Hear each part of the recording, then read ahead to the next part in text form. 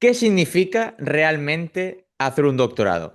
Solo hablamos de publicaciones, artículos científicos, estadística, análisis de datos, o es algo más profundo, ¿no? También ahí podemos hablar de la salud mental, de cómo es todo ese proceso, de cómo impacta en nuestra vida, en nuestras ocupaciones, en lo que hacemos en el día a día, porque al final un doctorado, en función de cómo lo plantees, son 3, 4, 5 años, mucho tiempo donde nos vamos dedicando a hacer algo para conseguir ser doctor, que cada vez es más necesario y más importante en terapia ocupacional para que sigamos creciendo, porque al final la ciencia avanza y la terapia ocupacional tiene que seguir avanzando junto con la ciencia.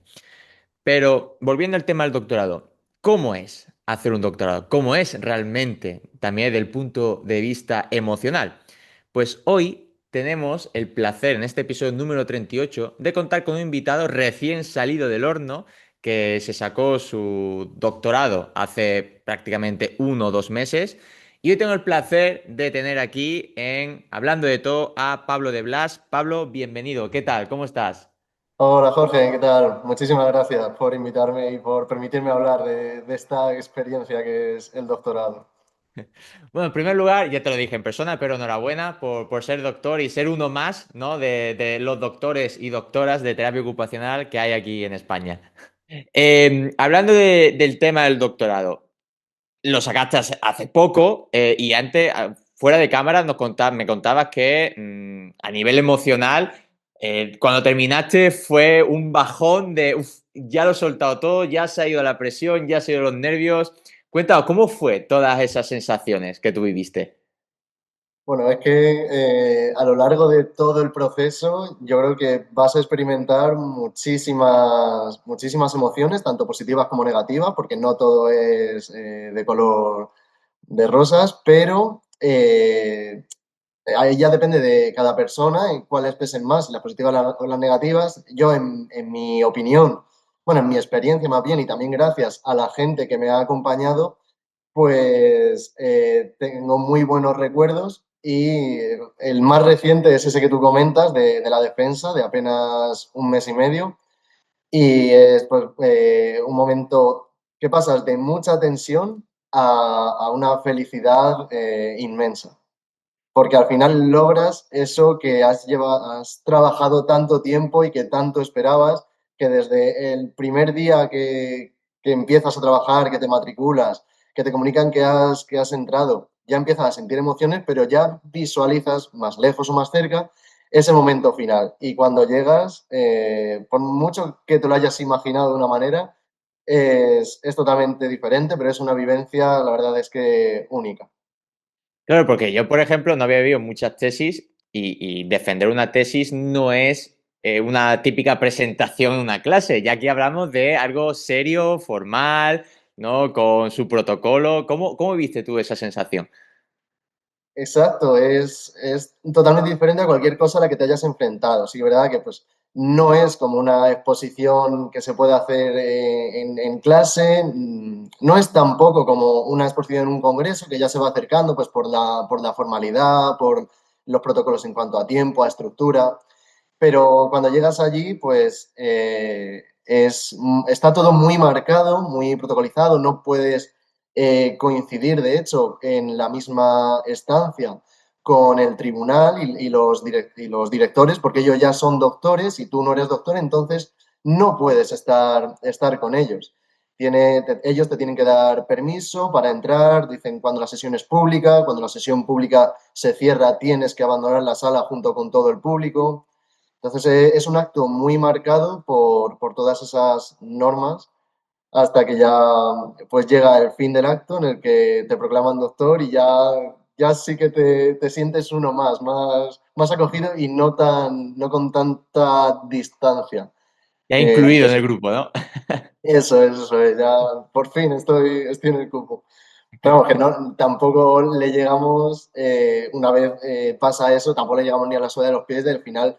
Claro, es que también tienes en mente que, joder, que son referentes en nuestros ámbitos y ostras, son personas a las que admiras, sigues, has leído publicaciones suyas y igual que te comentaba que visualizas el momento de la defensa, también aspiras a ser como ellos. Entonces, eso también suma un plus en los nervios que genera esa defensa.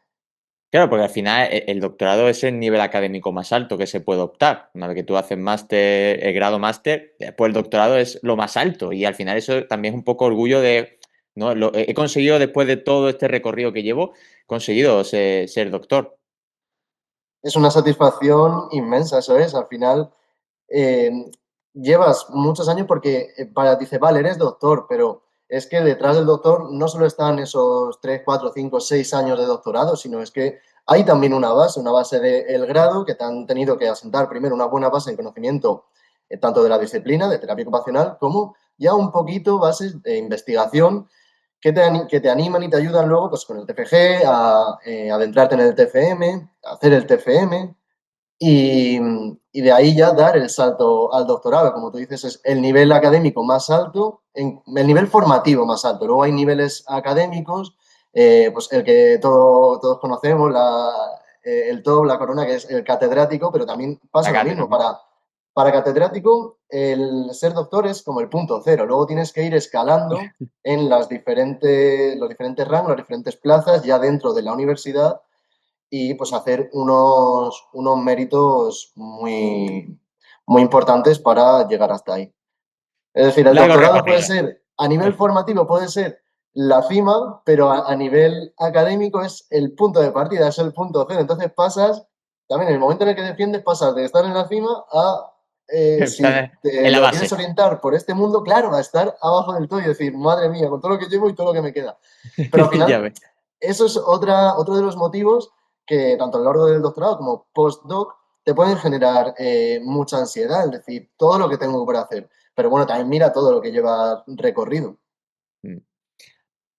Hoy hablaremos de eso porque yo lo que quería enfocarlo es hablar de doctorado, ¿no? De todos los tabúes, de también las sensaciones que se pueden tener durante el doctorado, porque mucha gente me ha preguntado de, oye, ¿cómo es hacer un doctorado? ¿Cómo puedo llegar a meterme en un doctorado? ¿En qué línea? ¿Con quién hablo? Entonces, hoy vamos un poco a desengranar todo eso y también, oye, que a la hora de hacer un doctorado te puede pasar de todo, porque es como tú decías, mucha presión, mucho estrés, mucha ansiedad. Si ya lo visualizas a modo futuro, te genera aún más ansiedad porque el ser humano es lo que tiene, va mirando al futuro y eso aún así genera más ansiedad. Entonces vamos a desengranar todo eso y también un poco de cómo es todo el protocolo a la hora de defender el doctorado y tal. Pero para que la gente te conozca, porque bueno, aparte de ser presidente en el CITORI, eres terapeuta ocupacional y quiero que expliques un poco quién es Pablo y cómo llega a ser terapeuta ocupacional. Pues Pablo es un chico que nació y creció en Madrid, en Vallecas, y que ha sido siempre un poco pieza y de no saber realmente cuando era pequeño pues, qué quería. Sí que me gustaba siempre pues, el tema de ciencias de la salud. Yo, de hecho, recuerdo pues, cuando era pequeño que tenía una enciclopedia de estas que se tenían antes en casa y pues, claro, antes no teníamos móviles, la consola pues a mí me llegó ya cuando era más hacia adolescente y yo pues cogía eso para ojearlo y las partes en las que más me centraba, más hincapié o más leía, más me interesaba siempre era pues todo lo relacionado con el cuerpo humano, pues desde esqueleto, músculos, órganos y eso era lo que a mí digo, coño, es que esto me gusta más que pues, cualquiera de las otras cosas que veía y dije, vale, pues yo lo voy a orientar por aquí. Luego también, pues en los años de instituto, veía que era lo que me gustaba. Pero claro, tampoco era muy buen estudiante, entonces la nota no daba para mucho. Yo dije, ya cuando estás en segundo de bachillerato, que tienes que tomar una decisión, pues dices, "Pf, claro, me gustan muchas cosas, pero al final digo, venga, va, pues voy a intentar entrar en fisioterapia. La clásica. No, sí, es muy típica. No lo logré. Me hablaron una compañera, me habló que tiene un año más, entonces ya había hecho primero de terapia, pues me habló de terapia y dije, pues suena bien, me gusta, además es parecido, digo, voy a probar, si no, pues siempre hay muchas otras opciones.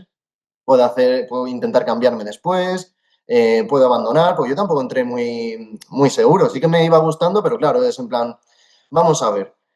Y, y ya después de la selectividad, cuando ya echas la matrícula y entra y te aceptan, pues ese verano yo ya estaba en plan, tengo miedo de, al final, he entrado en esto, no lo desconozco en realidad.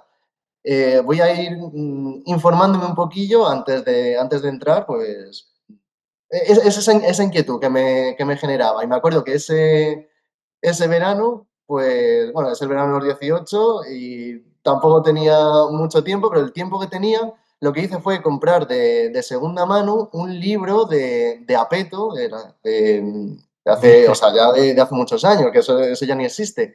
Y pues de terapia ocupacional, con la historia de la terapia ocupacional, su labor, sus salidas en los diferentes ámbitos. Y ya dije, anda, pues mira, pues, esto mola. Y ya entré a la carrera y ahí estuve. Pues me gustaba, pero yo seguía siendo también un poco mal estudiante o de ir un poco a mi bola. Entonces, pues, en vez de en 4 años me lo saqué en 5, pero bueno, ahí estuve mis 5 años, los disfruté un montón. Y, y cuando ¿Dónde, terminé, dónde, dónde lo hiciste? ¿Dónde hiciste la carrera?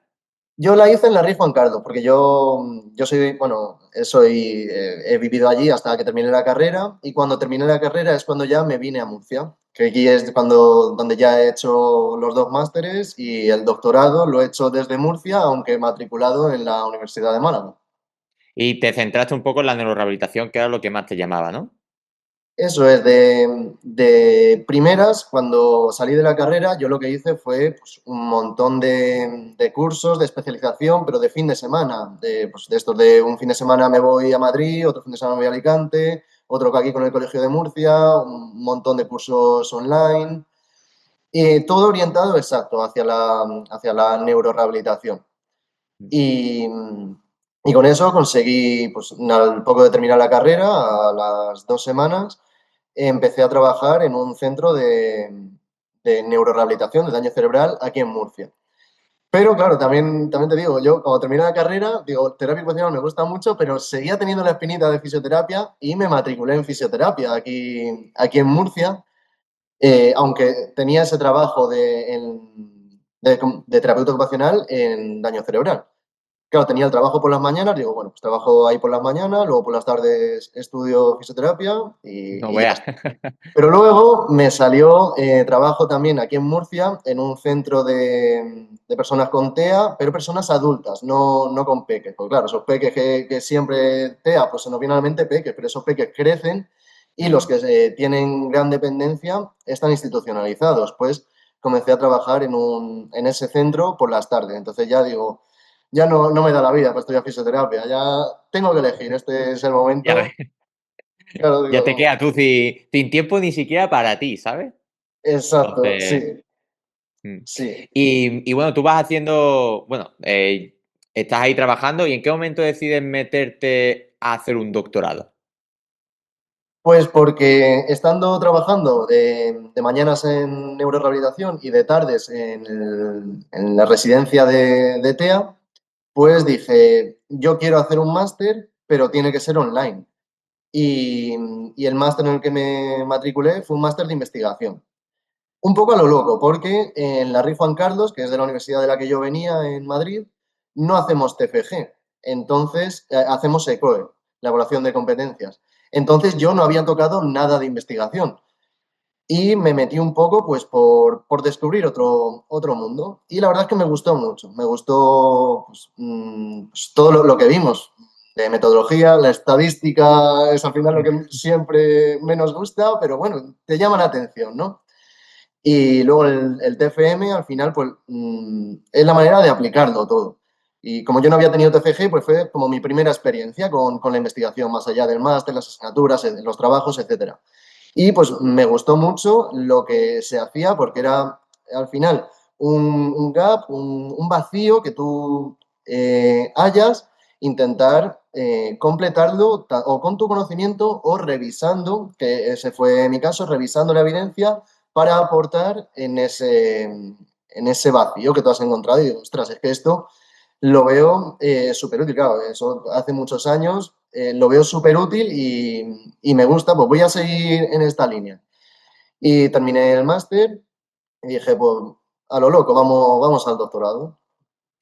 Y me intenté matricular. Bueno, ¿por qué estando en Murcia llegué a Málaga? Porque mi director, David Pérez Cruzado, que es profesor ahora allí en la Universidad de Málaga, estaba aquí en Murcia. Y yo tenía claro que lo quería hacer con él. Y justo coincidió, cuando yo contacté con él, a los meses, él se fue a Málaga y me dijo, Pablo, o te vienes a Málaga conmigo, vamos, te vienes. En realidad es que te matricules en la Universidad de Málaga o en Murcia, pues no vamos a poder hacerlo. Y pues sopesando también pros, contras, pues yo seguí con David y me matriculé allí en la Universidad de Málaga. Tampoco pude entrar el primer año, yo intenté entrar, es también muy competitivo, al final también es un programa de doctorado de ciencias de la salud. Ahí Mm. Sí, entran entra médicos, mucha enfermeros, disciplina. claro, y solo para 20 plazas. Y 20 plazas que no es que solo se presente gente de Málaga. Yo conozco a Mm. gente que está haciendo el doctorado en la Universidad de Málaga, que es de Cádiz, de Sevilla, de Murcia. Entonces, pues eso es muy competitivo y al final te miran méritos. Al final tienen que establecer unos rangos. Y Mm. no llegaba a esos méritos, entonces dije, bueno, este año yo sí que seguía en contacto con David. Dijimos, vamos a aprovechar para comenzar un poco a rodar en esto de la investigación, a plantear los proyectos. Y mientras, pues Pablo ve haciendo méritos. ¿Qué, qué vi para hacer méritos? Que yo no tenía, pues yo seguía trabajando. Entonces, el mérito de seguir con la experiencia me iba a ir sumando. En cuanto a formación de especialización, pues yo ya tenía el máximo de horas de los cursos estos que te comentaba de fines de semana y tal. Ya tenía mi máster, tampoco podía hacer en ese año otro máster, porque cuando sale la resolución de la matrícula del doctorado es en noviembre. En noviembre ya todos los Sí, ya másteres están está empezados, cerrado. entonces Mm. no era opción. Y dije, pues lo único que veo es empezar a ir a congresos y a presentar cosillas, aprovechando también que tenía justo el TFM muy reciente, que fue un TFM muy grande, porque pues, otro despiste de Pablo, el TFM de la normativa, 40 páginas, pues la hice de 120. Entonces, claro, ahí tenía información para poder dividirla e ir a varios congresos. Oye, un libro. Como si, casi como la tesis. El tribunal, claro, me dijo, está muy bien, pero te has pasado.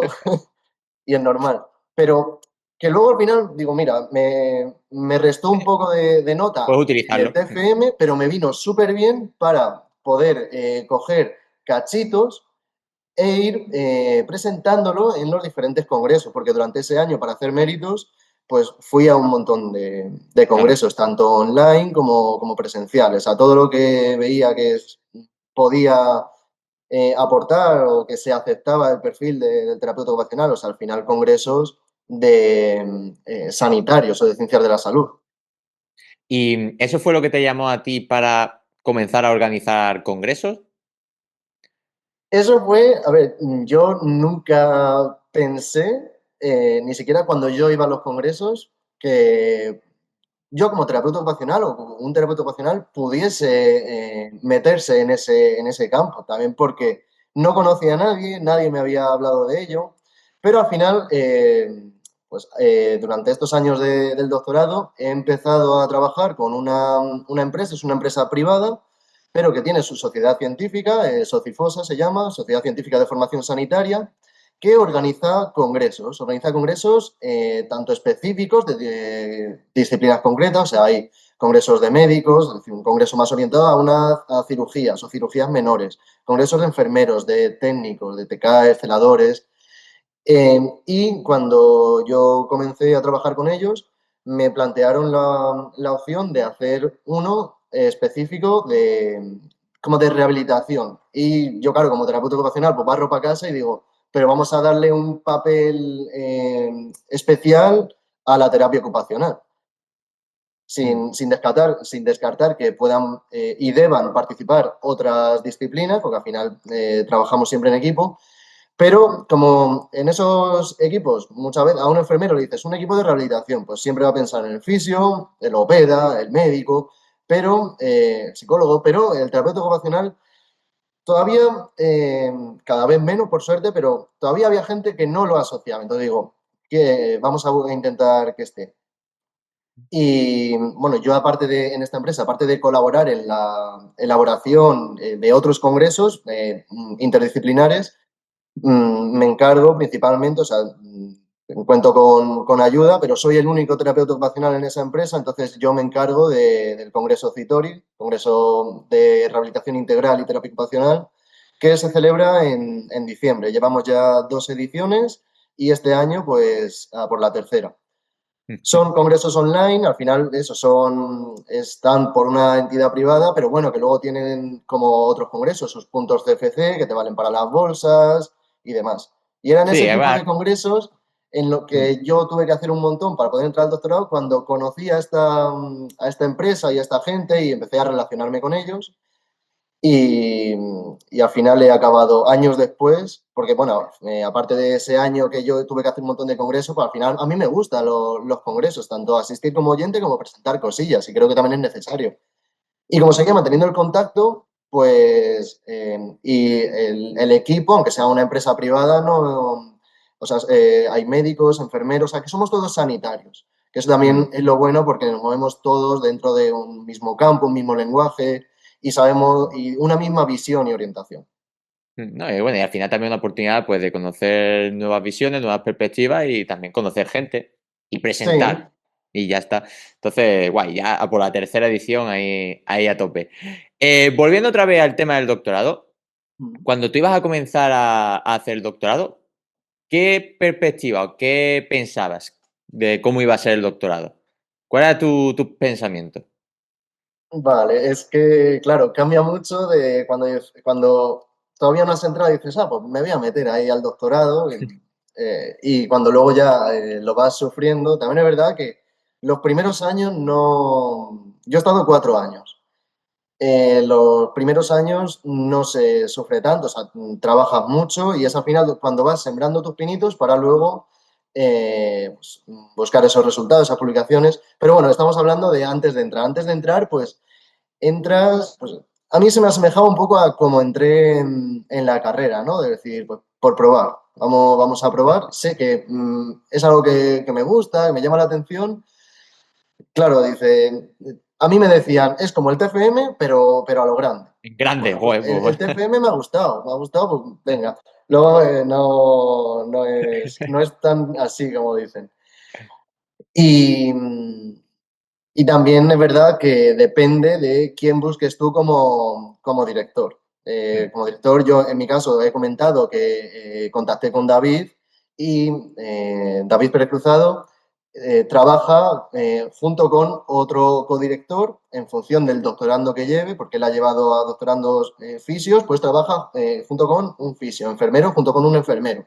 En mi caso, como era terapeuta ocupacional, mi codirector fue José Antonio Merchan Baeza, Josan, y la verdad es que entre los dos trabajan muy bien y me han sabido, desde ese primer momento, sentar los pies, poner los pies en la tierra y decir, vale, esto va a ser así. De hecho, la primera reunión te hablan de una manera totalmente realista, es decir, esto no es algo que, bueno, puedes hacer pasajero, tienes épocas buenas, épocas malas, eso es verdad, pero dicen, es mucho trabajo, es mucha constancia. Va a haber momentos muy malos en los que vas a querer rendirte, irte, dejarlo, sobre todo en estas fases finales, cuando ya intentas publicar, o sea, es que a mí me lo dijeron desde el primer momento, porque vas a ver que no es nada fácil, te van a venir pensamientos que es que son inevitables de, joder, pues es que a lo mejor el trabajo que he hecho no es tan bueno como yo pensaba, o esto va a ser imposible, esto va a poder conmigo. Al final, también te hablan, ahora han salido más estudios que te hablan de datos de cómo afecta el doctorado a la salud mental. De hecho, hay una terapeuta ocupacional que Sí, sabe mucho de esto. la tengo pendiente, una que conozco que se llama Iris, la tengo pendiente de invitarla para hablar sobre salud mental en doctorandos y al final, un poco enlazándolo con lo que tú decías, tener tutores, directores de tesis que te ayuden y que estén ahí dándote feedback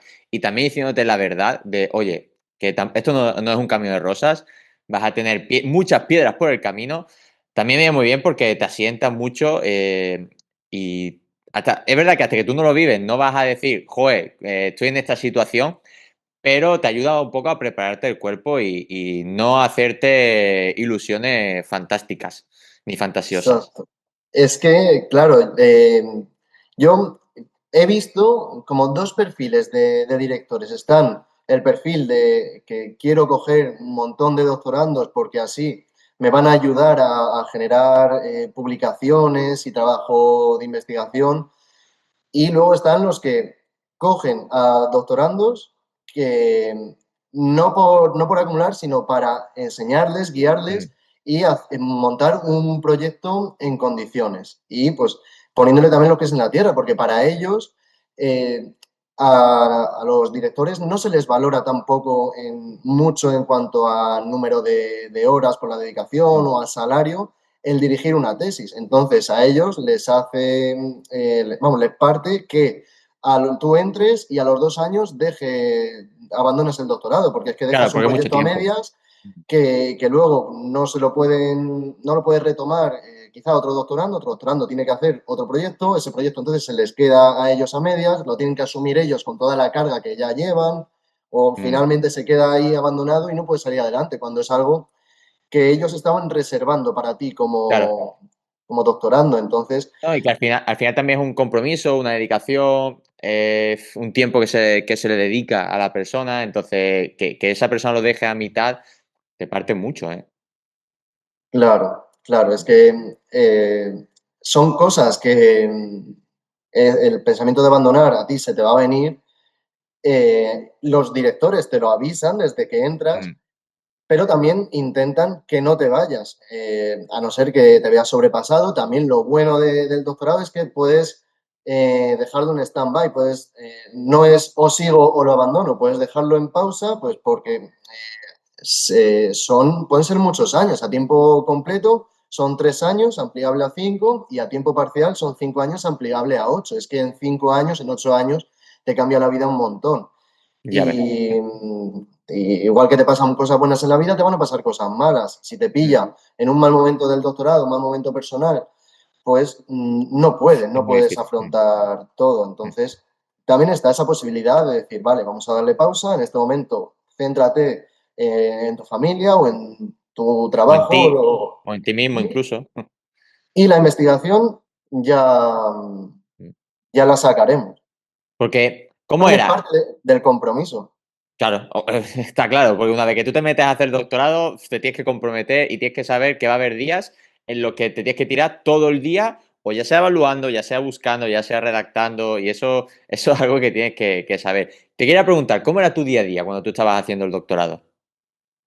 Pues mira, yo cuando entré al doctorado trabajaba en este centro que te comentaba de neurorehabilitación a jornada completa y empecé, pues seguía con mi jornada completa y luego cuando salía pues me ponía con el ordenador con el doctorado. De ahí ya tiempo para mí, equilibrio ocupacional, o para mí o mi pareja, mi familia, ninguno. Entonces tuve que reducirme a jornada parcial, pues ya no solo para tener tiempo para mí, porque al final te lo reduces a tiempo parcial y lo que hice fue dedicarle más horas al doctorado y el tiempo para mí seguía siendo más o menos el mismo.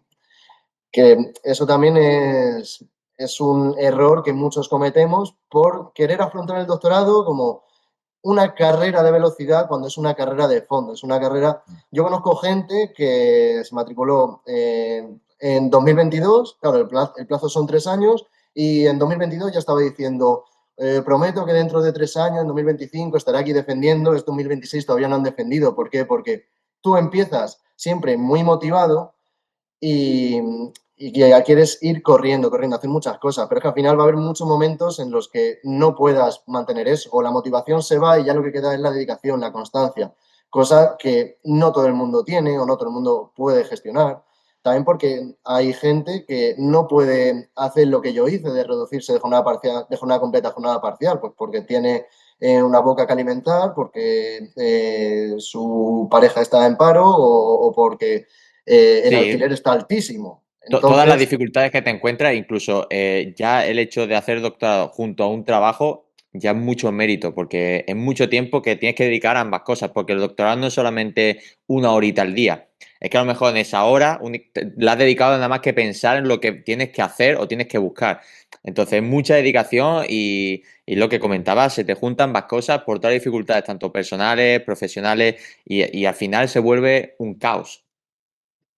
es lo que tú comentabas, que, claro, dice, vale, esta hora me la pongo para hacer cosas del doctorado y luego Mm. es el síndrome del folio en blanco y ves que no has escrito nada, que no has comentado, en realidad has hecho muchas cosas. Has organizado a nivel mental cómo va a ser todo, qué pasos tienes que dar, en qué sitios pues tienes que, o que buscar o que exportar cierta información, pero no ves esos resultados. Y esto te pasa con esa horita, pero te pasa también a nivel de esta semana, de, joder, te dedico un montón de horas y es que no veo esos resultados. A nivel de meses y a nivel de años, porque al final tú lo que ves en una publicación, esa publicación, a lo mejor llevas un año enviándola a revistas y te la han rechazado un montón de veces, pero eso que estás enviando a la revista a lo mejor es un trabajo de 3 años previos. Y Mm. hasta que no se publica, parece que no está el resultado. No, el resultado se va viendo, pero tienes también que quedarte con esos pequeños logros, esas pequeñas pinceladas y buscar cambiar el chip y tener esa mentalidad, cambiar esa mentalidad de, joder, el folio está en blanco, no he hecho nada. No, sí que he hecho. Vamos a intentar ver qué Mm. cosas has hecho, porque es que si no Mm. te hundes, porque el doctorado tiene muchos momentos críticos. Totalmente. Y es que también tú sabes lo que pasa, que vivimos en un mundo donde todo lo queremos al instante y que encima, ya de por sí, el mundo investigador es muy competitivo, que todo eso suma en tu cabeza y te hace pensar de, me he dedicado una hora, que a lo mejor he dejado el folio en blanco, pero he estado pensando, pero tú lo sientes como que no ha valido para nada, porque al final también esa autoeficacia que tú presentas de, tío, he dejado el folio en blanco y he estado una hora nada más que pensando en cómo voy a organizar la información, para mí ha sido perder tiempo, porque es que necesitas ya, se pasa los días, las semanas, los meses, los años y ya llegas tarde a todo. Entonces, claro, metes tanta presión que no es únicamente el hecho de estar haciendo el doctorado, sino también todo lo que implica a nivel social de la presión de competir con otra gente, de publicar porque necesitas para poder optar a un puesto en la universidad. Entonces, claro, todo eso se suma en esa presión y en esa cabeza tan moldeable que está aprendiendo a nivel formativo como es un doctorado. Entonces, claro, supone muchos bajones y de venirte abajo totalmente. Exacto, es que si ya tienes presión externa, que además un montón, no te metas tú Acaba. también presión. Yo también una experiencia positiva que he tenido es que no he trabajado con plazos. Mis directores no me imponían plazos, igual que yo no les imponía plazos a ellos, porque cada uno tiene su situación, sus circunstancias y habrá personas que trabajan mejor con plazos. Pero en mi caso, pues yo creo que a mí me agobian o me meten más presión y al final con presión no eres tan creativo Sí. ni tan productivo en ocasiones. Entonces, igual que los directores, tú cuando les envías un email, hay veces que te contestan a las 2 horas y hay veces que te pueden contestar a las 72, pero porque es que los directores es que tienen una carga tanto de docencia como de investigación, como de proyectos, Claro. reuniones, gestión, etcétera, bestial. Entonces, Por eso también es muy importante esa relación de confianza que estableces con tu director. Yo, por ejemplo, en mi caso tengo mucha suerte que María es mi amiga prácticamente.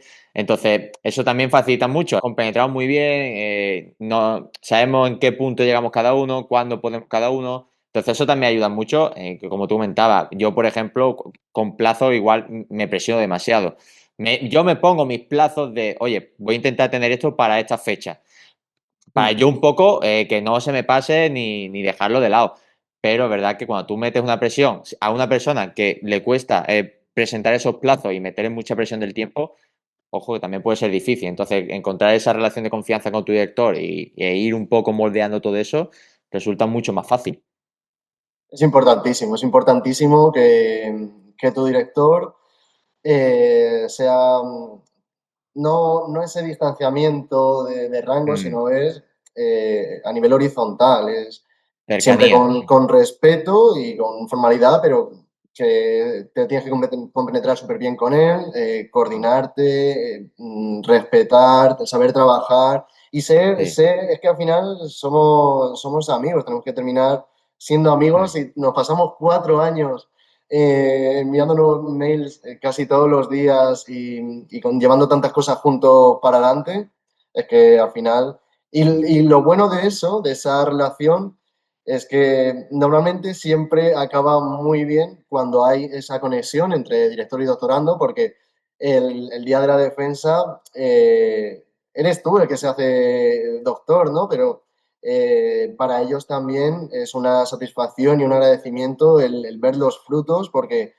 es que son tus pies y tus manos, son tus guías, tus mm, compañeros, y vamos, es que sin ellos no se llega hasta el final. Yo también conozco gente que, por desgracia, pues no ha elegido un buen director o el director le ha pillado en un mal momento, que también puede pasar, y no han sabido mm. adelante todo.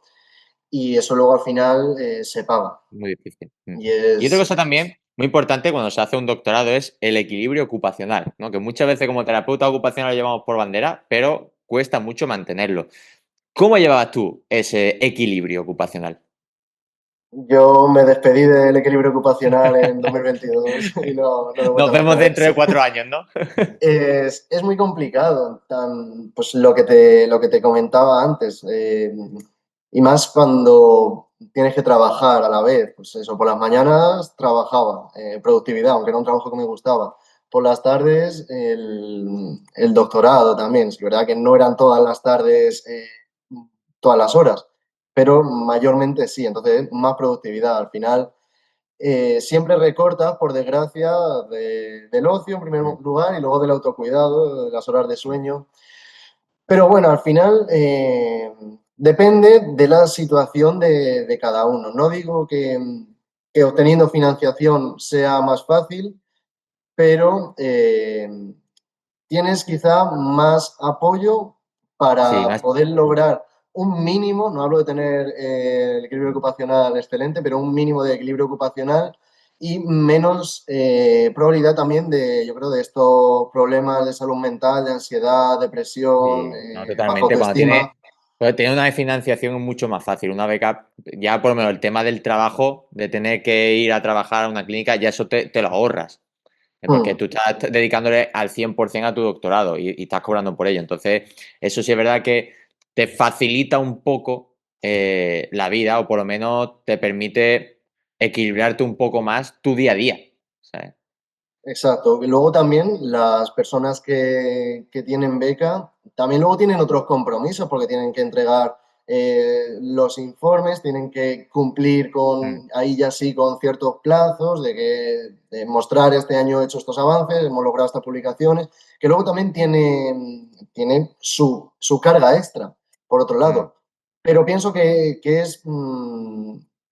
facilita un poco, pero claro. Eso Sí, sí, hablamos de sí, tener sí. financiación, como si tener financiación fuese Oh, fácil.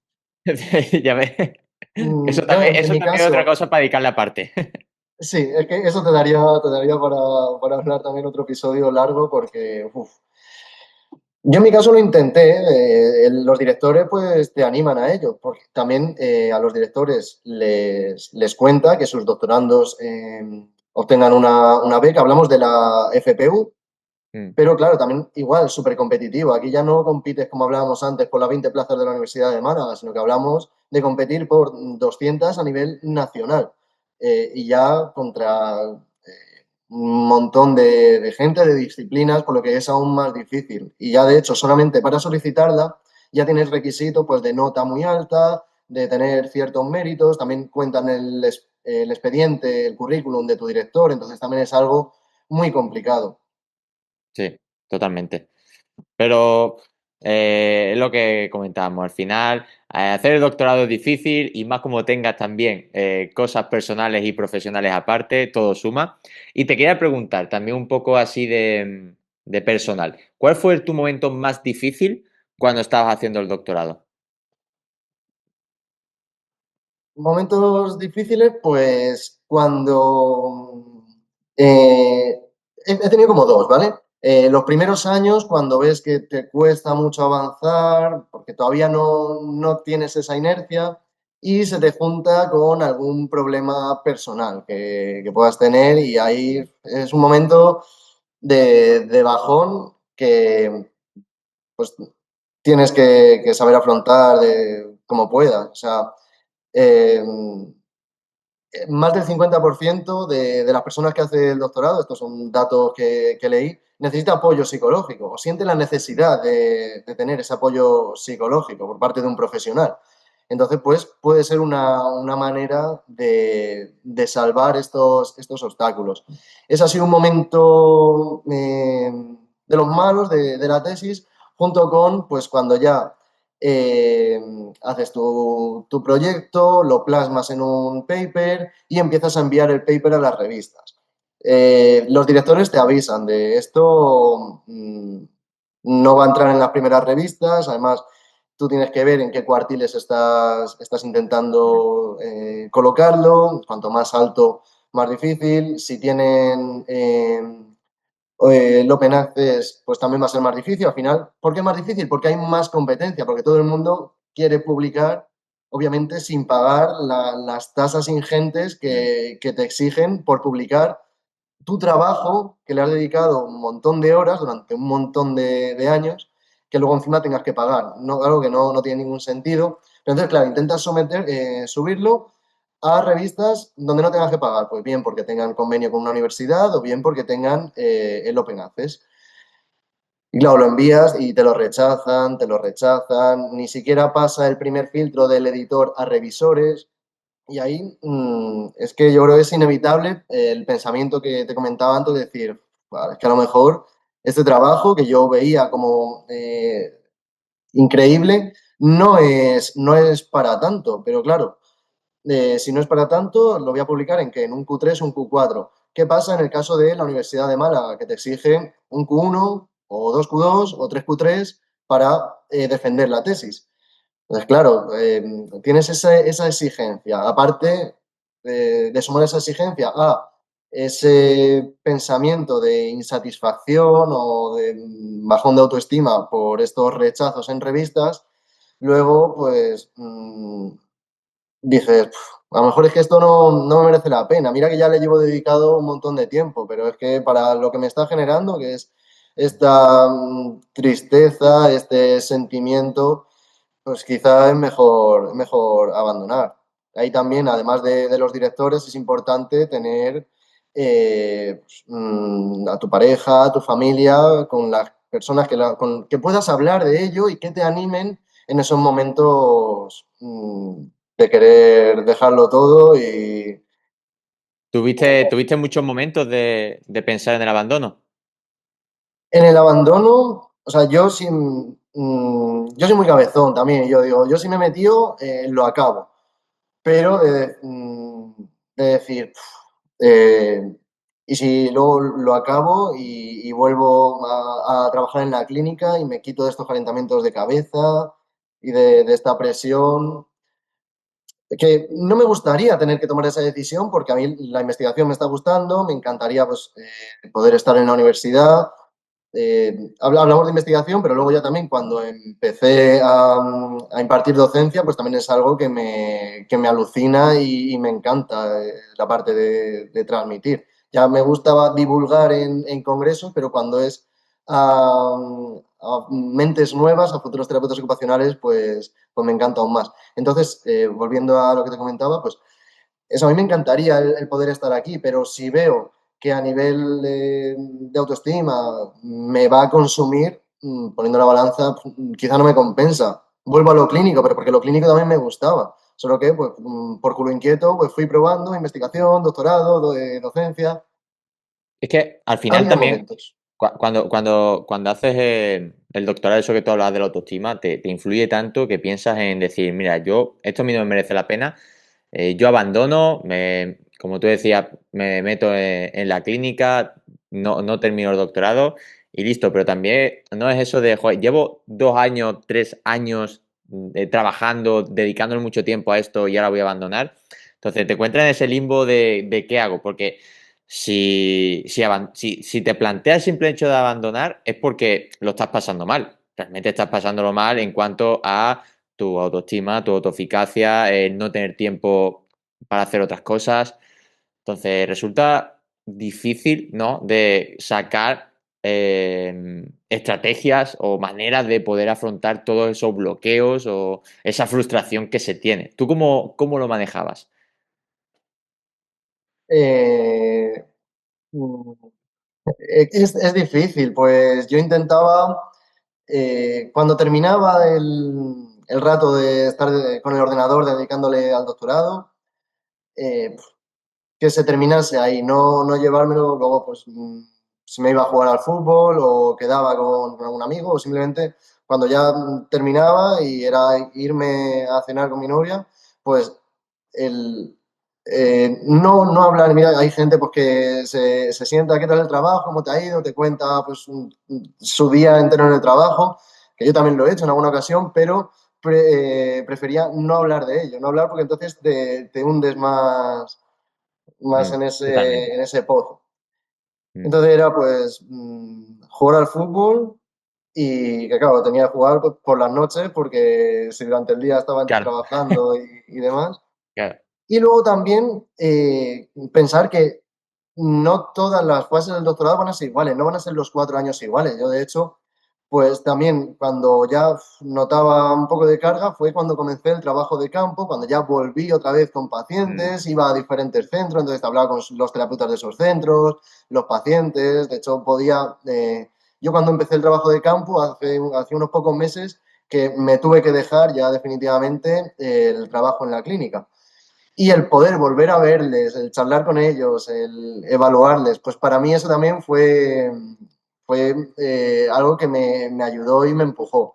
Y luego también, es que estamos reseñando nada más que cosas malas. El doctorado también tiene pues sus cosas buenas, como es el conocer a gente en congresos, conocer esto de que yo iba a centros a evaluar, pues conocí ahí a terapeutas ocupacionales que pues, me llevo súper bien con ellos, pues haces tus contactos y te relacionas con la gente. Al final también creo que en la investigación, que está un poco estigmatizado este papel de estar tanto con el ordenador, la estadística, buscar también que tenga esa parte social. En el caso del doctorado, durante el periodo de doctorado, pues más con tus directores y cuando tienes que hacer trabajo de campo, pero más allá, pues intentar eso, entrar en un grupo de investigación o investigar con gente, como tú decías, con María, pues que sean amigos, que te sientas mm. súper cómodo para poder salvar estos momentos malos. Y es que Sí, también tiene momentos buenos. Cada vez sí. que lograbas estos pequeños pasos, pues eso de, joder, nos han aprobado el comité de ética. Es una Mm. tontería, pero Es una ya te, celebración. te alegra y te ayuda, te empuja a seguir. Claro. Luego, he Sí. terminado por fin las evaluaciones iniciales. Venga, pues ahora vamos por las Mm. reevaluaciones. Cuando ya Incluso la tienes... gente, cuando tú evalúas a la gente también, ¿no? Que la gente quiera participar, te dé su agradecimiento también, incluso que se lo pase bien cuando tú estás haciendo las evaluaciones, es muy gratificante. A ver, una cosa no quita la otra al final. El doctorado tiene su lado malo, por supuesto, pero también tiene su lado bueno. Es más, como tú comentabas, el tema de conocer a gente en los congresos. Bueno, nosotros nos conocimos en la CITO, ¿no? Personalmente. Pero conoces a mucha gente. Bueno, yo, por ejemplo, me he beneficiado mucho de eso con el podcast, porque así voy conociendo a gente, me parece muy interesante esa gente que conozco y los invito aquí al podcast. Entonces, está claro que el doctorado tiene sus cosas buenas, incluso esas cosas sencillas que hablas del comité de ética, de tu primera evaluación, de cuando estás analizando los datos y ves que lo que tú pensabas que iba a ocurrir ocurre de verdad. Todo eso, aunque parezca una tontería, incluso a lo mejor quien nos escuche diga, bueno, eso es nada. No, pero eso, para una persona que está haciendo el doctorado, está haciendo y está implicado mucho tiempo, es una satisfacción y una maravilla de decir, joder, es que ¿no? Estamos consiguiendo pequeños pasos y con todo con el sacrificio que lleva, el esfuerzo que lleva, y lo vamos consiguiendo. Y sobre todo en equipo, que es donde más gusta celebrar las cosas. Exacto, si es que al final necesitas quedarte con esos pequeños logros. Y, y lo bueno de eso, de lo que tú dices, de trabajar en equipo, es que cuando llega el momento de la publicación, que yo son, o han sido los momentos junto con la defensa de mayor felicidad en este proceso de doctorado, pues al final sí, tú lo puedes celebrar en tu casa, pero lo bueno es esa euforia, esa felicidad, pues escribirle al director, al que ha colaborado en la investigación y compartir esa alegría y celebrarlo juntos. Mm, totalmente. Y al final, Es, tema de también, lo que hablamos del equilibrio ocupacional, que recojo lo que tú decías antes, intentar no hablar de ello, totalmente lógico. A mí me ha pasado muchas veces de hablar del doctorado tal, y que, bueno, salgo con mi pareja y me dice, déjalo de lado, intenta desconectar, intenta salir, porque es que te pasa de que te empiezas a darle vuelta todo el rato y te vuelven a salir cuestiones, preguntas de, o a lo mejor tenía que haber escrito esto de otra manera como lo he escrito, tal, y es como, relájate. Y una cosa que estoy ahora aprovechando mucho, bueno, yo es que vivo en Málaga, entonces tengo esa ventaja, es irme a la playa todos los fines de semana. Todos los fines de semana, ya sea por la mañana o por la tarde, me tiro toda esa mañana o toda esa tarde en la playa, al sol, paseando, ya sea por el paso marítimo, sentado en la orilla del mar o ¿no? Con mi pareja. Y es como un momento de desconexión, de, oye, llevas toda la semana trabajando, vamos a desconectar aquí, vamos a dejar la mente en blanco, incluso vamos a hablar de otras cosas, hablar de viajes, de cosas que te ilusionan y dejemos de pensar en cómo me he ido esta semana, recargas pilas y empiezas la semana siguiente a tope otra vez. Entonces eso también ayuda mucho el hecho de intentar sacar el doctorado de tu mente un poco, no centrar toda tu vida en el doctorado y poder hacer otras actividades, otras ocupaciones que te satisfacen y que son significativas, igual que el deporte, que para mí también es fundamental como es para ti, ¿no? Entonces también eso resulta imprescindible. es que también está un poco el doble perfil, ¿no? De que a los doctorandos nos encanta hablar al final de nuestro proyecto, de nuestra tesis, nos encanta hablar de esto. Pero claro, nos encanta hablar, yo creo quizá pues en congresos o cuando ves a alguien que le ves una vez cada 3 meses. Pero claro, a diario no puedes estar y lo que tienes que buscar es exacto, es eso, es dejar la mente en blanco porque con, siempre vas a tener corrientes, ideas y la mente a nivel cognitivo vas a trabajar un montón durante el doctorado, pero también tienes que aprender eso, a resetear y a dejarla en blanco. Pero vámonos ahora a lo que se aprende en el doctorado. Hemos hablado de esas cosas buenas, esas cosas malas, ¿no?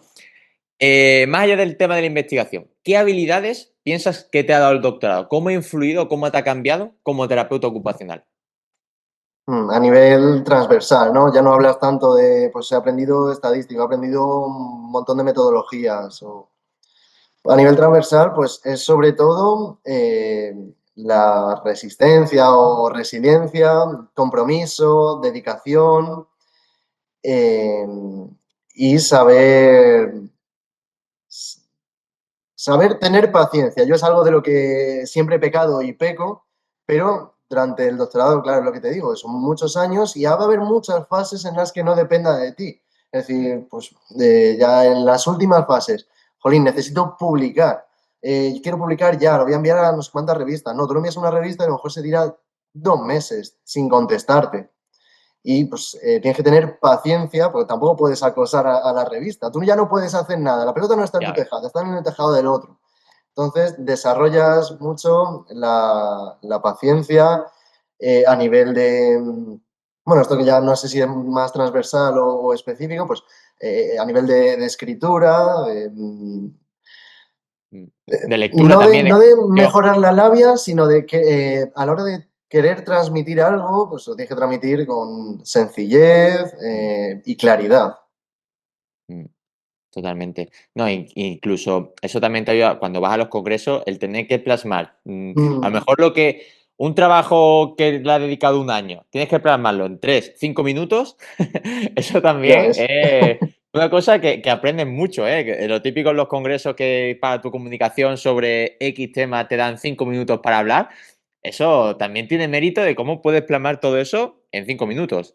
Bueno, ya te digo, la capacidad de síntesis también es Sintetizar toda desde esa el primer momento. información. O sea, desde que tú ya vas haciendo cosas, cuando ya tienes el proyecto en mente y lo tienes que plasmar, Pues desde esas fases iniciales en el protocolo, luego de cara a los congresos, por los tiempos súper reducidos, de cara a publicar, que claro, tú escribes pues todo lo que has investigado, todo el proceso, se te queda en 6.000 palabras, luego llegas a la revista, máximo 3.000, máximo 4.000 y dices, A madre ver. mía, ¿cómo recorto yo 2.000 palabras? Si ya he sintetizado de por sí, si es que tengo tanto que contar, es muy complicado. Y luego de Mm, cara a la defensa también a mí me resultó complicado y eso que en la UMA, en la Universidad de Málaga, los tiempos que dan es de 45 minutos. Hay otras universidades que es máximo media hora. Pero aún así, claro, mi tesis fueron 600 páginas, el documento escrito.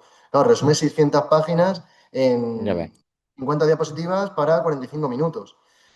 Es una muy locura. complicado también.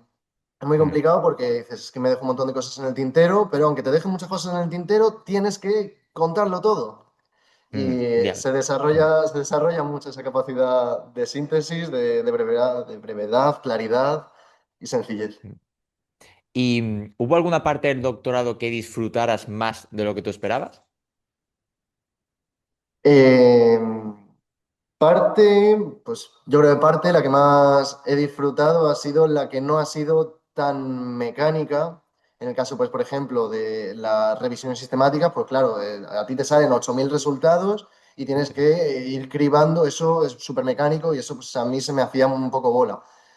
Pero luego las partes que son más, que eran más sociales, es que ya fuesen reuniones, que no tenía por qué ser presencial, reuniones online de un comité de expertos o el trabajo de campo, que en mi caso eran evaluaciones y reevaluaciones con diferentes escalas.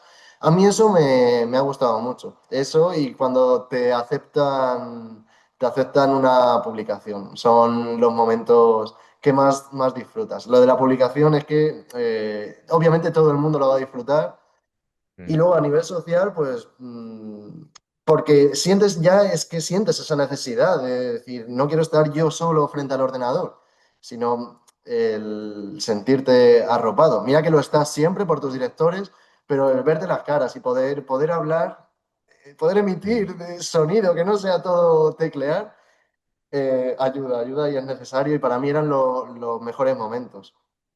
mm. También en el caso de mi tesis, uno de los proyectos, que fue la actualización, traducción, adaptación transcultural y validación de una escala, pues claro, para la actualización, comité de expertos, teníamos varias reuniones. Para la traducción, también nuevamente comité de expertos. Entonces ha sido un proyecto, aparte de que es el que veía con más transferencia luego y aplicabilidad en el campo de terapia ocupacional, también ha sido el que más he disfrutado, no solo porque fuese el que me gustaba mucho, sino porque estabas en contacto con gente. Bueno, pues mira, ya que lo estás introduciendo un poquito, vamos a meternos de lleno. ¿Cuál fue tu doctorado? ¿De sobre qué tema fue y por qué lo hiciste sobre eso? Vale, algo importante también antes de comenzar es que muchas veces entramos al doctorado diciendo, "Buah, es que voy a investigar sobre algo, voy a crear algo que va a cambiar por completo el paradigma, va a ser la leche". A todos nos gustaría, claramente, pero muchas veces no es viable y si es viable no es dentro de un doctorado. Entonces, pues tenemos también eso, primero que sentar los pies en la tierra.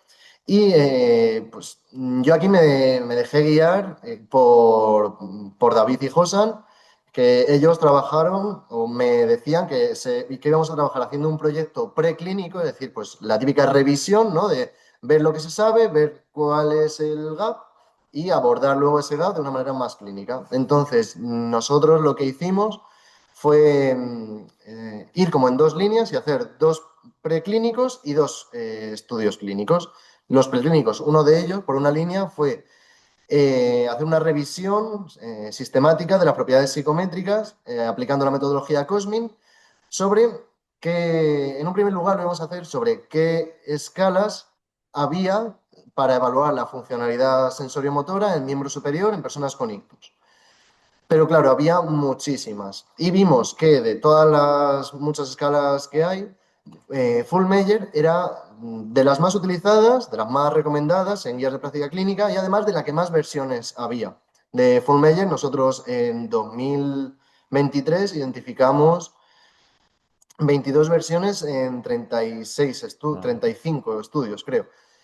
Entonces, pues dijimos, vale, nos vamos a focalizar dentro de Full Measure, vamos a ver cuál de esas 22 versiones es la más adecuada para evaluar este constructo, que es la funcionalidad sensorimotora del miembro superior, en población de pacientes con ictus. Y lo llevamos por esa vía hasta que pues, ya hallamos cuál era la más recomendable. Esa era la fase preclínica. Luego, una vez teníamos esa, dijimos, vamos a ver si se aplica en España. Sí, se aplica en España porque está traducida al español, pero no está validada. Nuestra idea era traducirla, adaptarla transculturalmente y validarla para que se aplicase en España, pero ya estaba traducida y adaptada, pero no estaba validada, por lo que hicimos fue validar esta versión más recomendada de Full Measure en población española que había sufrido un ictus. Eso por un lado. Por otro lado, eh, queríamos trabajar sobre el vestido. ¿Por qué? Porque el vestido, como terapeutas ocupacionales, es algo, bueno, aparte que es una OVD basiquísima, Mm. hacemos todos los días varias veces. Yo creo que todos, como terapeutas ocupacionales, hemos hablado y trabajado del vestido. O sea, no conozco a ningún terapeuta ocupacional, por lo menos que se dedique a la rehabilitación física y neurológica, que nunca haya trabajado el vestido. Y pues era algo que nos llamaba la atención y que vimos que en Inglaterra, Marion Walker sí que había trabajado en ello. Y decimos, vale, vamos a abordar el vestido. Primero vamos a ver cómo se evalúa el vestido. Vimos que aquí en España no había ninguna escala específica de evaluación del vestido. ¿Cómo se evaluaba el vestido? Pues con las que todos conocemos. Bartel, FIM, ranking modificada, índice de CAT, FAI, NADL, pero al final son escalas que evalúan la independencia general, no específicamente del vestido. Al final, Bart, pues tienes 0, 5, 10, en fin, vale, si tienes del 1 al 7, pero es que el vestido es algo súper complejo. Y el vestido, eh, cualquier escala, yo hablo, incluso con la que nosotros hemos trabajado, sigue faltándole cosas para evaluar todo el vestido, porque el vestido no es solamente el acto de colocarte una prenda, el vestido empieza desde el momento en el que la persona quiere vestirse, como cuando elige la ropa, cuando la prepara, la ropa al final. También hay días que nos apetece vestir de una manera y otros días de otra. ¿Por qué? Porque la ropa refleja nuestro estado de ánimo, nuestra autoestima, lo que queremos nosotros transmitir a los demás, aunque sea de manera subconsciente, pero al elegir la ropa estamos marcando esto. Y luego, igual, a la hora de evaluarlo, no es solo el colocársela, es también en qué momento te estás vistiendo, recién levantado cuando tienes los ojos pegados o después de Mm. tomarte un café y lavarte la cara para espabilarte. ¿Dónde lo haces? ¿Lo haces sentado en el váter, sentado en la cama, en el sofá, en una silla, de pie?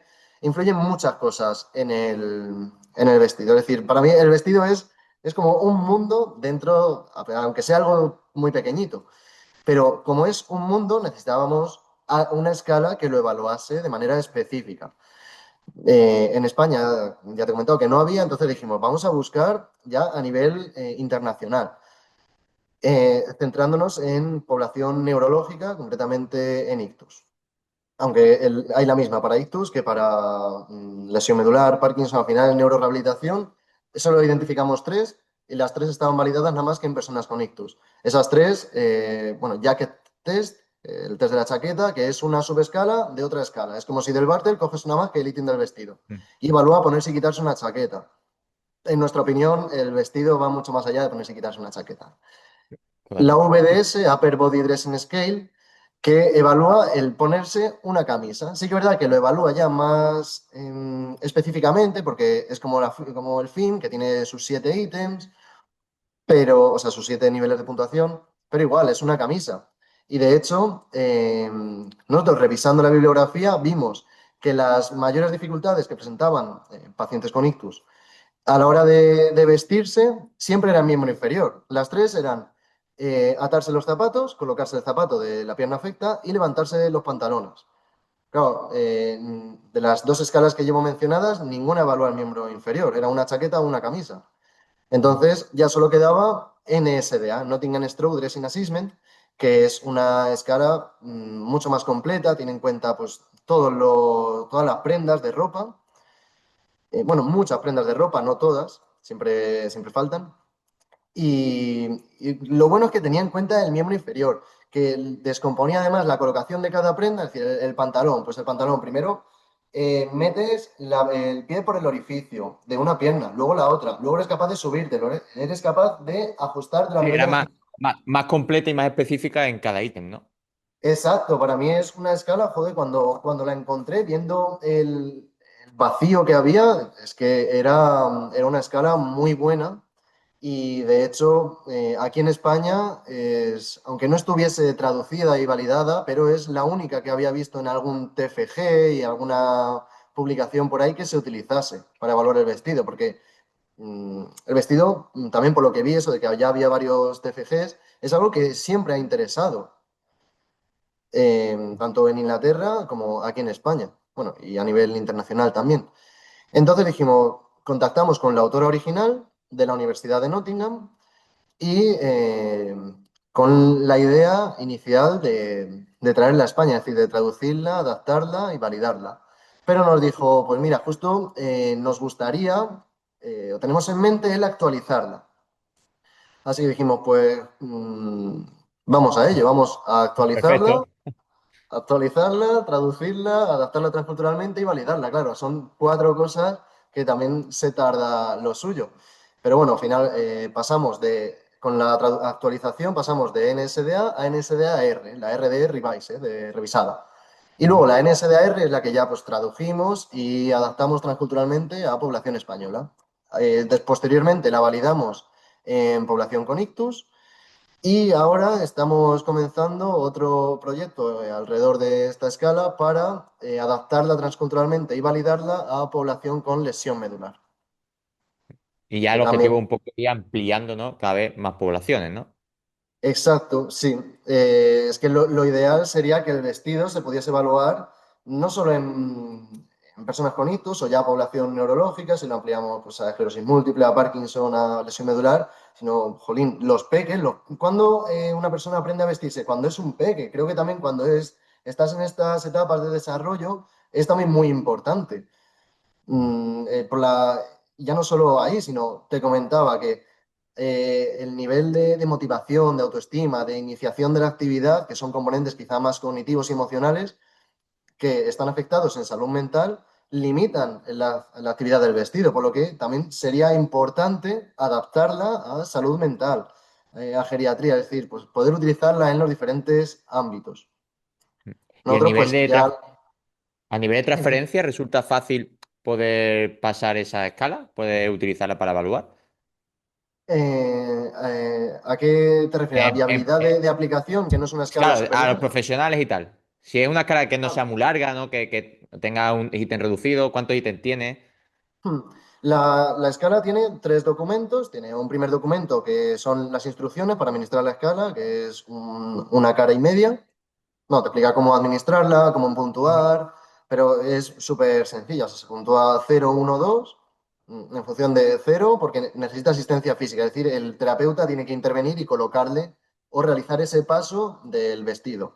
Uno, cuando la asistencia que necesita es no física, pues por ejemplo, si es una persona que necesita una pista o una guía, un gesto, o ya no a la hora de vestirse, sino a la hora de animarle anímicamente, o porque está enlentecido o lo que sea, cualquier intervención verbal del terapeuta ya en vez de es un uno. Y el 2 es cuando la persona lo hace de manera independiente. No tenemos en cuenta el tiempo que tarda la persona. Al final, sí, se podría poner unos tiempos normativos, pero ¿qué buscamos? Muchas veces, cuando rehabilitamos, cuando estamos eso, en sesiones de terapia ocupacional, ¿qué le decimos a las familias?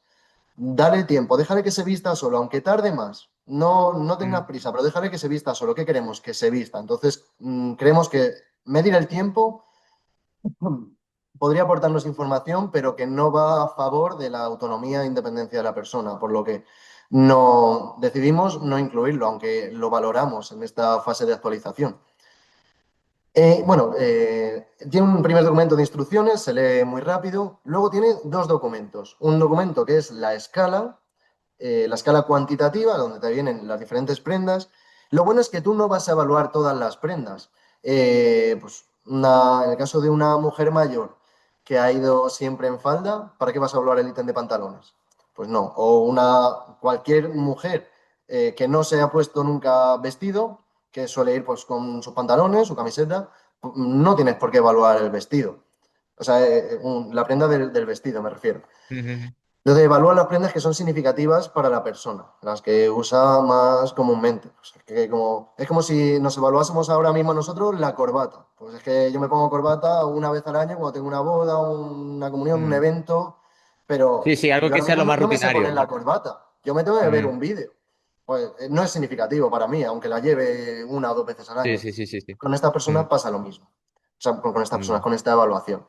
Entonces evalúan las prendas y ¿qué se tarda en evaluar? Lo que tarda una persona en vestirse, porque es puramente observacional. Ves que la persona pues, también depende de por dónde empieza a vestirse. Normalmente por la ropa interior, pues la persona se viste como ella se suele vestir de normal y tú pues te colocas en el ítem en la categoría de prenda de bragas o calzoncillos y tiene dos pasos. Pues el primer paso es meter la pierna por el orificio. Si la persona lo hace, pues venga, un dos. Y luego el subírselo. O sea, se tarda poco, porque es lo que tarda la persona en vestirse. Hay personas que tardan más, personas que tardan menos, pero no le tienes que ir tú pidiendo, vale, ahora colócate el pantalón, ahora colócate esto.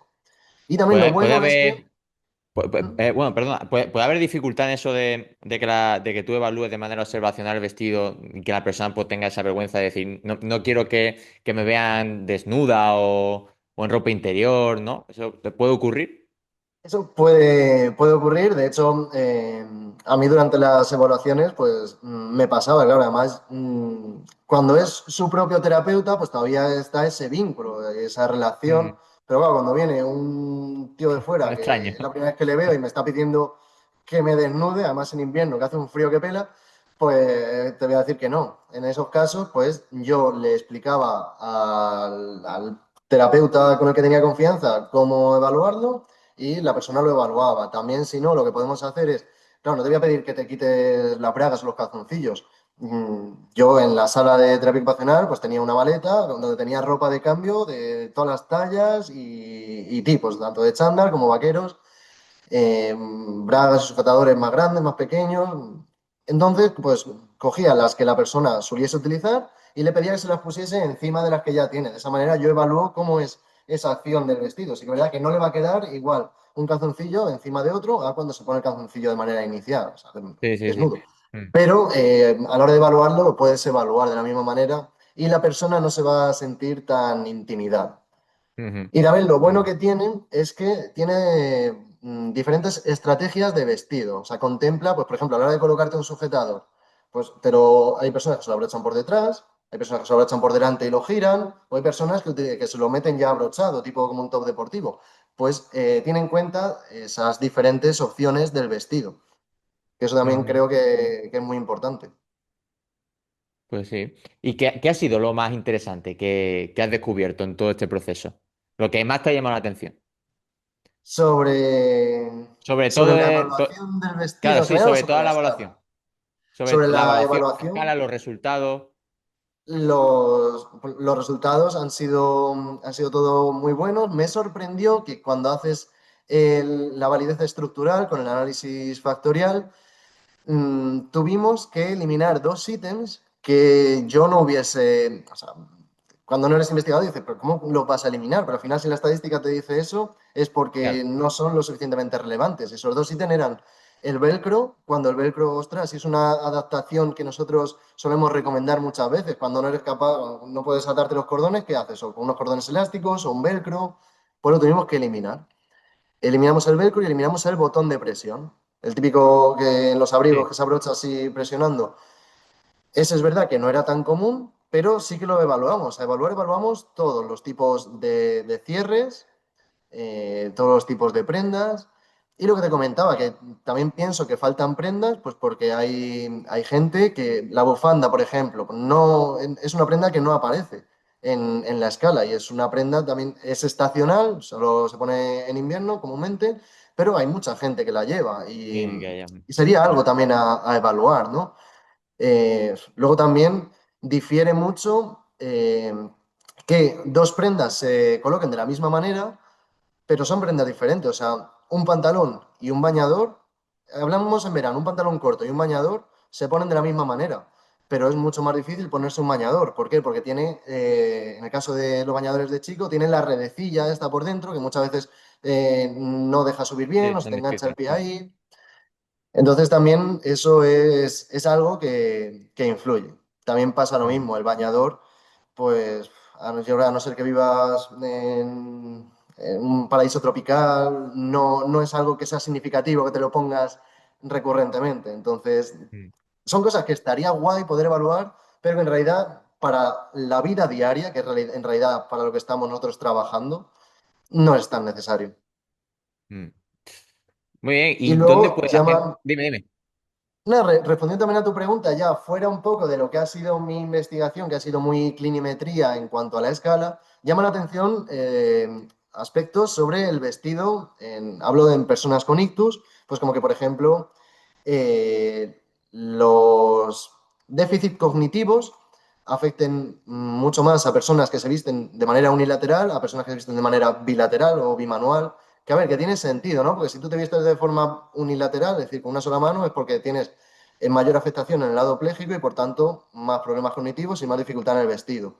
O luego también el que en función del hemisferio cerebral que se te afecte, como tienes unas secuelas u otras, vas a tener más unos fallos que otros y también vas a presentar mejor recuperación en la independencia en el vestido en función de qué hemisferio se afecte. Estas son cosas también pues, que me resultan curiosas, ¿no? Sobre este mundillo del vestido. ¿Y dónde puede conseguir la gente esta evaluación? ¿Es gratuita o es de fácil acceso? O... Esta evaluación está disponible de dos maneras, todavía solo de una, pero próximamente de dos.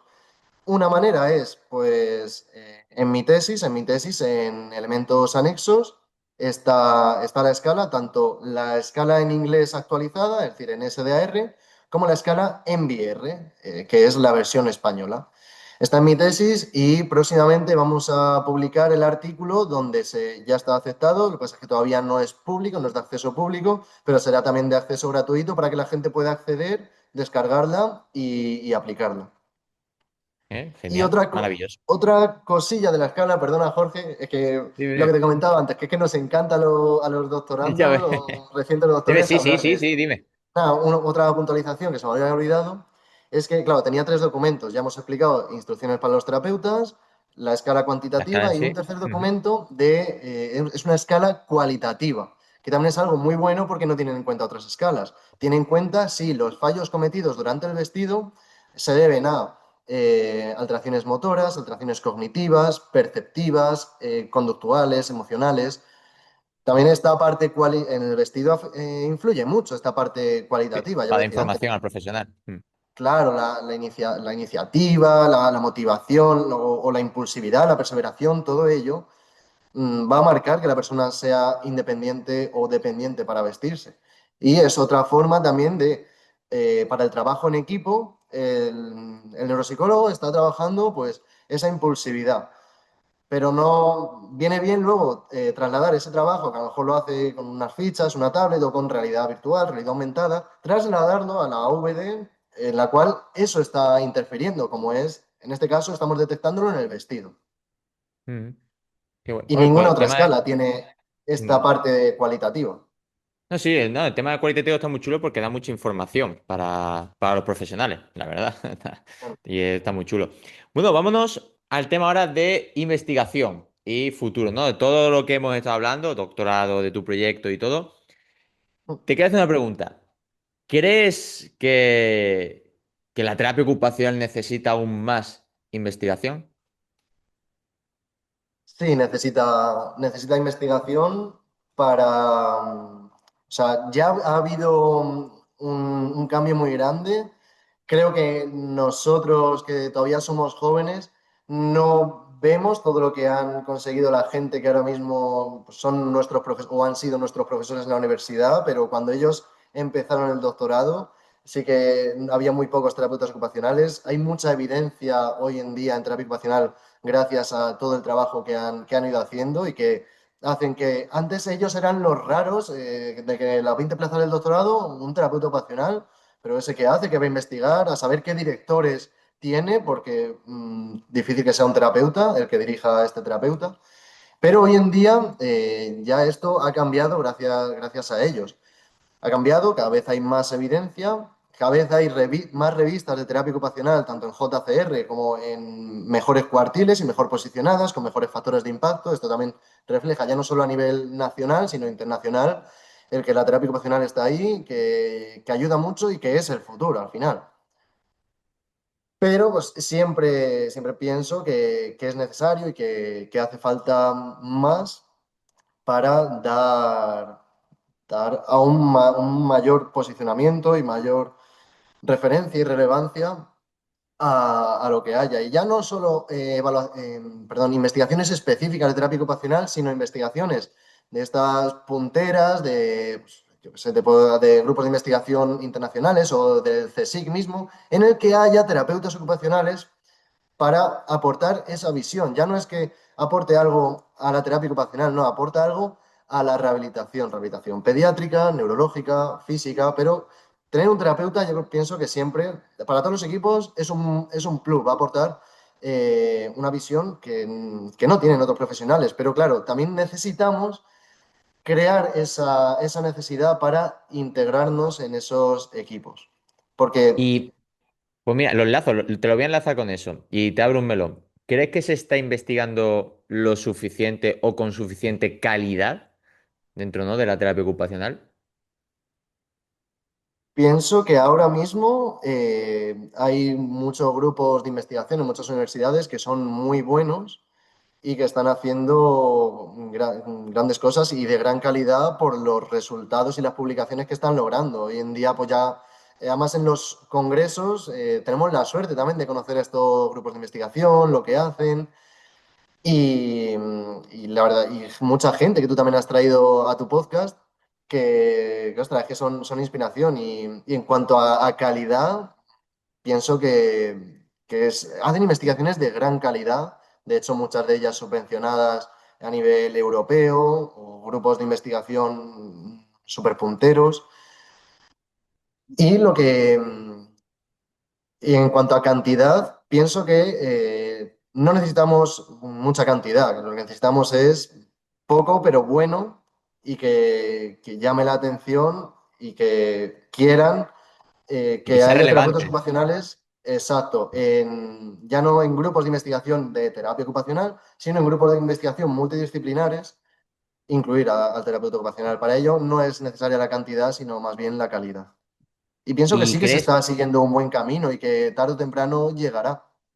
mm, ¿y crees que hay algún área donde falta investigar un poquito más o has visto que no se incide tanto?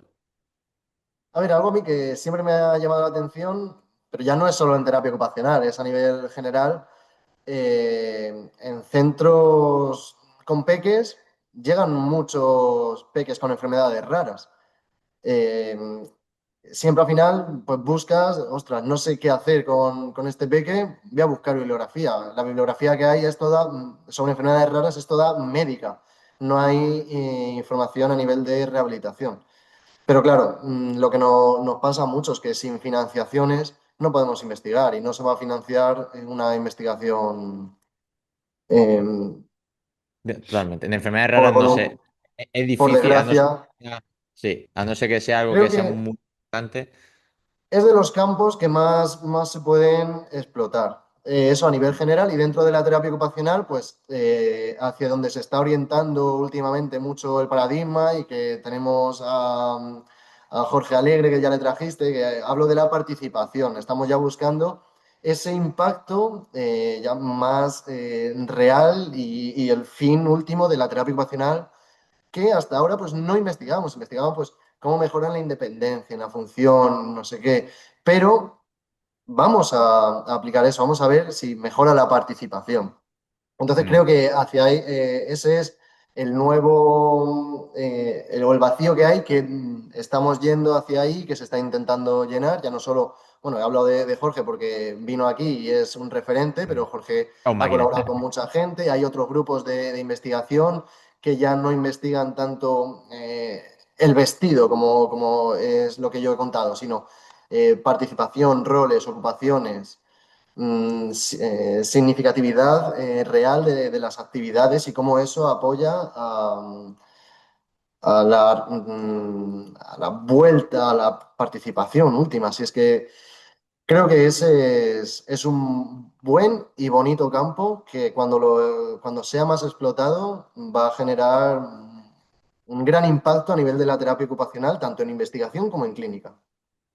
Sí, ¿no? Y además cuando estuvo Jorge lo contó de una manera muy chula y muy interesante y después lo comentaba, hay muchas investigaciones de calidad, Jorge, Jennifer Grau, que también estuvo por aquí, es decir, Y el que al entorno final hay, enriquecido, que claro, los entornos enriquecidos, es decir, también que hay es muy bueno. muchas preocupaciones que cada vez están haciendo cosas muy chulas, muy interesantes y eso se nota y hay mucha calidad ahí.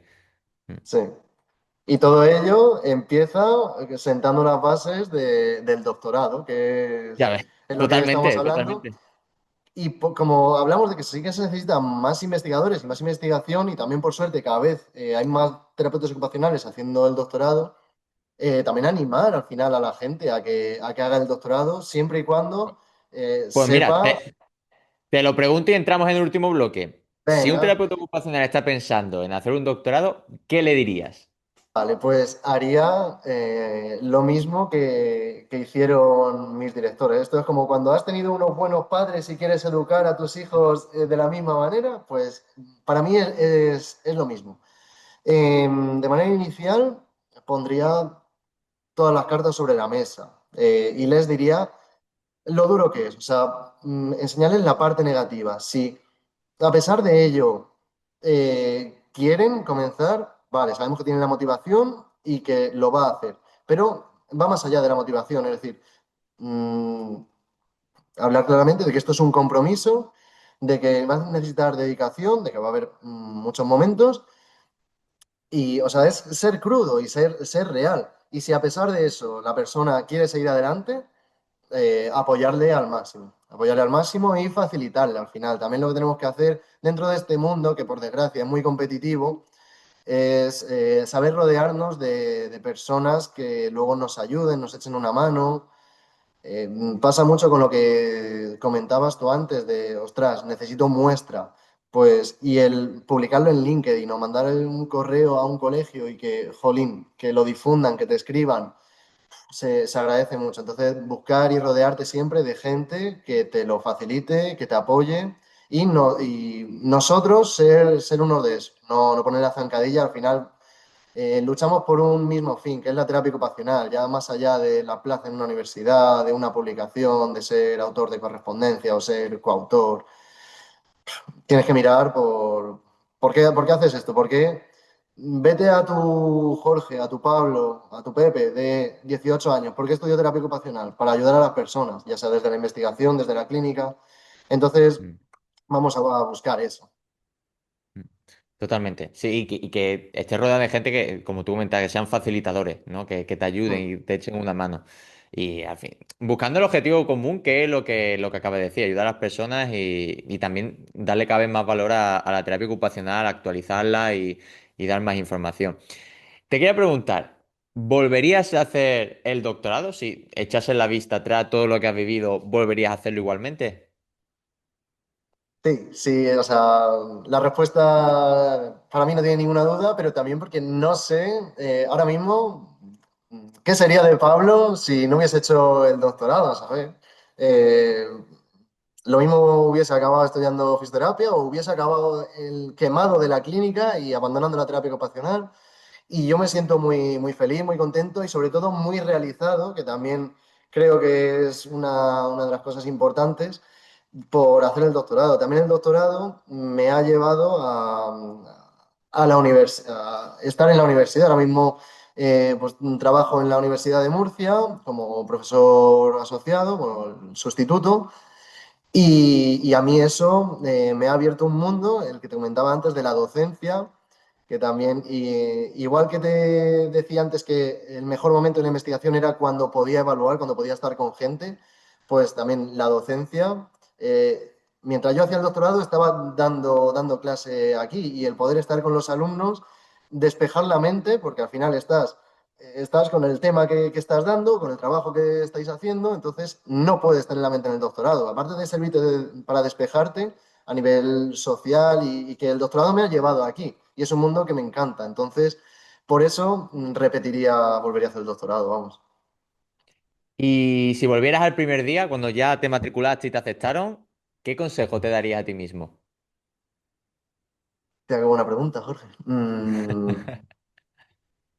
Eh, es que siempre, claro, dices, pues le contaría que al final que lo va a conseguir, que tiene que tener más paciencia en algunos momentos, que no lo tiene que considerar una carrera de velocidad, sino una carrera de fondo, y que se apoye mucho en la gente, que no sea un alma en pena por ahí que un doctorando.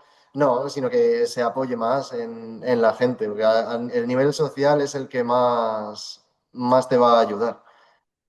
Pero claro, esto es fácil decirlo ahora. En el momento, si me dicen eso, digo, qué va, yo lo quiero acabar cuanto antes. Lo de apóyate en la gente, pues sí, porque al final con la gente siempre estás bien.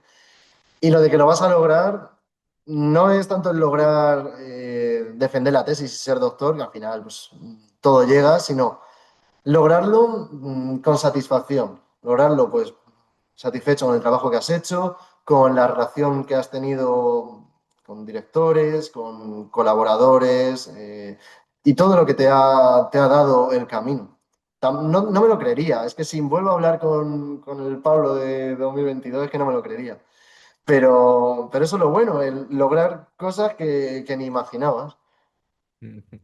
Pues sí, totalmente. Y bueno, Pablo, ya hemos llegado al final de este episodio que de verdad me ha gustado mucho porque yo creo que hemos hablado del doctorado y dando la visión de que no únicamente es publicar artículos, publicaciones, solamente congresos, ¿no? Sino que también es una manera de pensar, de construir, de razonar, de conocer a gente, ¿no? Y de también ir aportando valor a la terapia ocupacional e incluso animar a que haya más terapeutas ocupacionales que se quieran iniciar en este proceso, porque aunque sea un mundo complicado, con muchos altibajos, competitivo, también resulta necesario para que la terapia ocupacional siga creciendo, porque cada vez podemos aportar más valor a la ciencia, ¿no? Y sacar nuevas cosas y nuevas formas de evaluar, de intervenir. Entonces, todo eso es maravilloso. Así que muchísimas gracias también por poner en valor todo lo que es el doctorado, tanto bueno como malo, y encima recién salido del horno, como hablábamos al principio.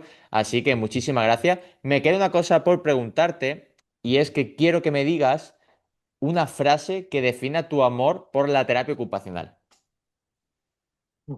Pues lo voy a relacionar esa frase o esa reflexión final con lo que es el doctorado y es la vida misma. Al final, hablar de dos conceptos, de amor y terapia ocupacional. Para mí son caminos muy similares. En la terapia ocupacional vas a tener momentos buenos, momentos malos, cosas que te encanten, cosas que te desilusionen. Y lo más importante para mí es tener paciencia y dedicación a la terapia ocupacional, porque la terapia ocupacional es tan bonita y vas a lograr cosas tan buenas con alumnos, con pacientes, con compañeros, que te lo va a devolver siempre ese amor y esa dedicación con creces. Al final, terminaba hablando de la satisfacción, pues creo que el amor por la terapia ocupacional es dedicación para luego obtener satisfacción. Parece que te la traías preparada, ¿eh? No la tenía tal cual, pero al final quería mostrarlo así. Que Has escuchado algún que otro episodio y sabía que eso te lo iba a preguntar, ¿no? es que sin esa pregunta no es hablando de tú. Bueno, pues Pablo, muchísimas gracias. Me despido yo ahora dejo que tú despidas, que el invitado siempre despide. Bueno, a todos, muchísimas gracias siempre por el apoyo, por estar ahí y por seguir escuchándonos. El próximo episodio nos retomamos a la historia de la terapia ocupacional. Viene una invitada donde hablaremos de, otra vez, orígenes, cómo fue, ¿no? Todo ese crecimiento de la terapia ocupacional, la formación antes, ¿no? Porque aunque estemos hablando de ahora, y antes Pablo lo ha comentado, de que hay que poner en valor lo que han hecho otros terapeutas ocupacionales, para eso vamos a hacer este episodio, para ponerlo en valor, para hablar, ¿no? Y que también se reconozca lo que han hecho otros y otras terapeutas ocupacionales para que a día de hoy estemos donde estamos y que hayamos conseguido todo lo que hemos conseguido y estamos consiguiendo. Así que nada, muchísimas gracias. Nos vemos en el próximo episodio y Pablo, tú despides. Muchas gracias y eres bienvenido cuando quieras. Muchísimas gracias, Jorge, por contar conmigo, por permitirme exponer todo este mundo del doctorando. A las personas que se lo estén planteando, que decirles que si tienen cualquier duda, que me pueden escribir y si no tienen un contacto mío, pues que te lo pidan a ti, Jorge, y al final estaremos siempre encantados de ayudarles. Y muchas gracias a ti, Jorge, por la labor que haces con el podcast. Creo que es algo que le hacía falta a la terapia ocupacional para impulsarla, para divulgarla y para ayudarnos a todos los terapeutas ocupacionales y los futuros terapeutas ocupacionales. Así que ha sido un placer y enhorabuena, Jorge. Y muchas gracias a todos por escucharnos. Muchas gracias, adiós. Adiós.